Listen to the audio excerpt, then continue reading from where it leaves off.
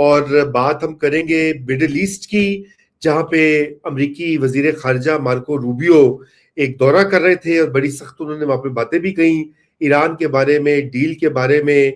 और वो जो जेडी वैंस अमेरिका के नायब सदर की जो थोड़ी अपीजमेंट की या प्रो टिल्ट एक ईरान की तरफ दिखाई देता है, वो बिल्कुल रूबियो उसको बैलेंस कर रहे हैं। इसका क्या मतलब है कि अमेरिकी पॉलिसी भी इसी तरीके पर गामजन रहेगी या उसमें मजीद कोई चेंज आ जाएगी? और ये ईरान के साथ जो डील हुई है, ये कहाँ तक चलेगी, इसका फ्यूचर क्या है? डॉक्टर आशा ने अभी इसके ऊपर एक मजमून भी लिखा था कुछ दिन पहले द प्रिंट इंडिया के लिए, और उसमें उन्होंने काफी खदशात का भी इजहार किया था। तो आज उनसे कुछ जानेंगे कि वो क्या क्या रोड ब्लॉक्स हो सकते हैं। इसके अलावा पाकिस्तान और सऊदी अरेबिया का जो डिफेंस पैक्ट है, आज अल अरेबिया में एक आर्टिकल भी आया हुआ है जो वो ये कह रहे हैं कि इस हालिया ईरान के साथ जंग में वो डिफेंस पैक्ट टेस्ट भी हुआ है। कुछ उसकी बात करेंगे। और बरतानिया के जो स्पेशल एनवॉय हैं अफगानिस्तान के लिए, उन्होंने बड़ा अहम बयान दिया। उन्होंने कहा कि पाकिस्तान को अपने सेल्फ डिफेंस का हक है। टीटीपी अगर उस पर हमले कर रही है और अगर टीटीपी अफगानिस्तान में बेस्ड है, तो फिर पाकिस्तान बिल्कुल वहां पे अटैक कर सकता है। तो वेलकम बैक आयशा, ये हमारा लंबा चौड़ा एजेंडा है और इसमें बात करेंगे। लेकिन सबसे पहले तो जरा ईरान की जो एमओयू हुआ है, और आपने मजमून भी मैंने देखा लिखा और बड़ी अब ट्वीट्स भी बड़ी कर रही थी, तो जरा ये बताइए कि आपको क्या लगता है, ये गाड़ी जो है ये छिनती दिखाई देती है या कहीं रास्ते में पटरी से उतर तो नहीं जाएगी?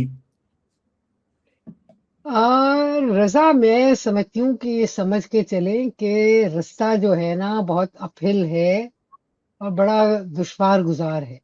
हम्म। देखिए, जेडी वैंस ने जो कहा और मार्को रूबियो ने जो कहा, राइट। दोनों अलग कोई चीज नहीं कह रहे, ना कर रहे हैं। बात यह है कि उस वक्त स्विट्जरलैंड में बर्कनस्टॉक में जो माहौल था, जो काम वहां होना था कि भाई ये डील हो जाए, जेडी वैंस वो अचीव करना चाह रहे थे, उन्होंने किया। उसमें हमें लगा कि जी वो थोड़ी सी अपीजमेंट कर रहे हैं ईरान की, लेकिन उन्होंने भी राइट। कभी अपीजमेंट नहीं की। मार्को रूबियो देखें जो कह रहे हैं, उसकी वजह ये है कि दे आर मल्टीपल प्लेयर्स इस कॉन्फ्लिक्ट में। ईरान यूएस की तो जंग हुई है ना, इसमें इजराइल भी है, इसमें सऊदी अरेबिया भी है, इसमें कतर भी है, बहरीन, कुवैत, ये सारे मिडल ईस्ट के मुल्क हैं जो कि जिनका अपनी जगह कंसर्न है कि अपने पूरे कद के साथ अगर ईरान खड़ा हो जाता है तो हमारा फ्यूचर क्या होगा। और बात यह है कि ये कंसर्न मत भूलें कि ये नहीं कि ये कंसर्न पाकिस्तान में नहीं है। हमारे लोग जिस किस्म के बेशक नारेबाजी करें कि जी वाह वाह जीत गया जीत गया, वाह वाह, बात यह है कि पॉलिसी मेकिंग सर्कल्स में बिल्कुल ये कंसर्न है कि अगर पूरे कद से, देखिए फर्ज करें जी आप कल 300 अरब डॉलर मिल जाते हैं ईरान को। ईरान में इस वक्त वो ह्यूमन और इंटेलेक्चुअल कैपेसिटी है कि वो जिस जगह आपने उसको 79 में छोड़ा था ना, वहां वो खड़ा हो सकता है। सो गल्फ वाले समझते हैं कि भाई तो खा जाएगा हमें। हाँ जी। इट विल बड़ा इट विल बी अ है। It will be a power to reckon with. Yes. तो अब ये है कि मार्को रूबियो ने जो जाके कहा है वो एक्सप्रेशन है उस तमाम कंसर्न का, उस पॉलिटिक्स का जिसके प्रॉब्लम चल रहे हैं। सो हम्म। बेसिकली ईरान को ये कहा जा रहा है कि भाई हुर्मुज खोलो, न्यूक्लियर इश्यूज पे डिबेट करो और इंसान के बच्चे बनो।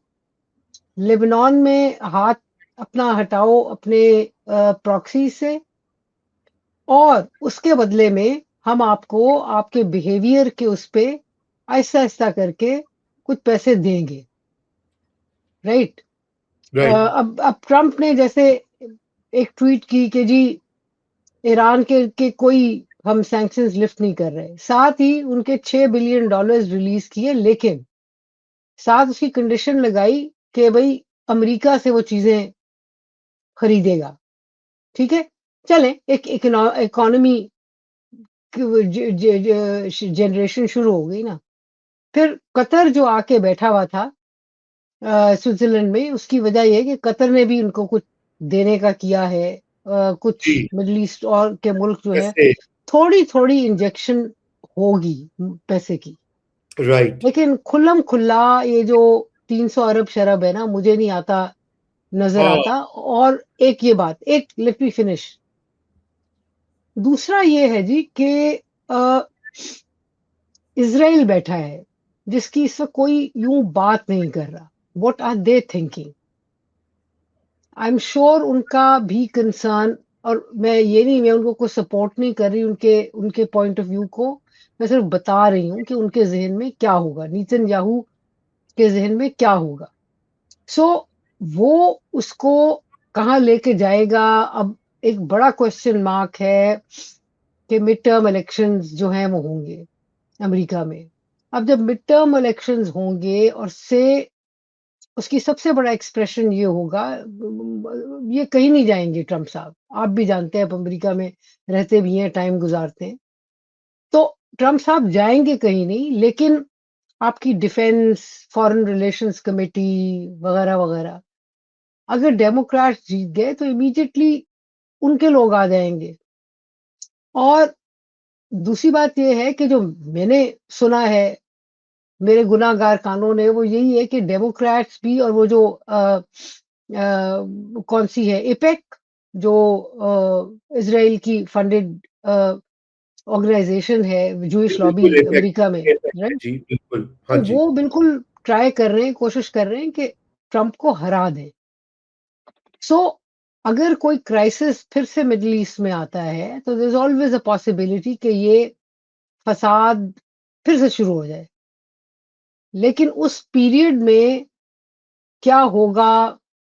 अ, ये बात भी होगी, कोई कोई नरमी, कोई सख्ती, इस किस्म की गुफ्तगू रहेगी। जी आयशा, बिल्कुल नरमी और सख्ती, और ये रो आपने कहा अपहिल एक बैटल यकीनन होगा।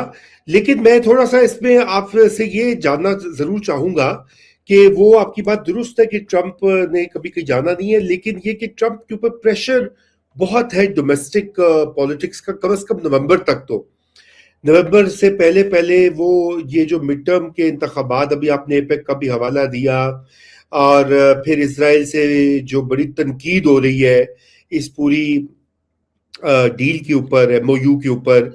और ये तो ट्रंप दो मतलब मार्को रूबियो और वैंस की वर्ल्ड्स जो है उनके दरमियान फंसा भी हुआ है कि वो ये चाहता है कि अब इससे निकले, इस चीज से आगे बढ़े और कुछ और अपनी लेगेसी का बंदोबस्त करे। लेकिन जिस तरह से ये फंस गए हैं इस मामले में, तो अब लगता यही है कि अमेरिका को भी कुछ तो कुछ फैसले करने पड़ेंगे। अब आपने देखा कि जेडी र वैंस। रज़ा रज़ा रज़ा आपकी बात थोड़ी-सी काटती हूँ। मैं समझती हूँ कि जेडी वैंस और मार्को रूबियो की 2 मुख्तलिफ वर्ल्ड्स नहीं हैं।